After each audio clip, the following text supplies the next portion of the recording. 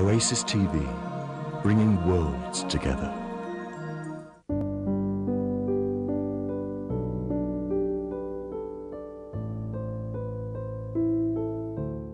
How much I'm identifying with something. You know, it's interesting. Sometimes I don't even say I'm a vegan.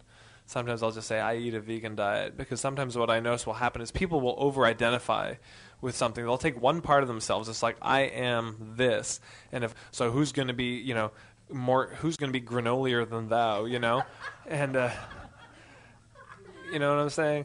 And it's like everyone's got like, I can meditate for 5 hours. So yeah, well, I can meditate for 5 hours while hanging upside down. Oh yeah, well I can do, and it's like this constant one-upmanship. And it's really not about the vehicle anymore. It is a vehicle to meet our own need for significance, to meet our own need for connection. So I think there's an important thing to check ourselves on that.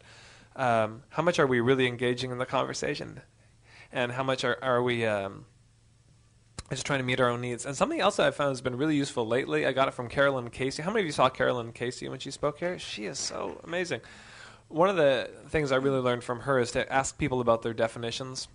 It's like turn it from if you can't agree on something. I remember I was talking with my grandmother one time. She said, well, capitalism is done just fine by the world. And I said, well, how do you define capitalism? And then I got, when grandparents give you, it's the end of the conversation. Would you... And as soon as they do this, it's all over.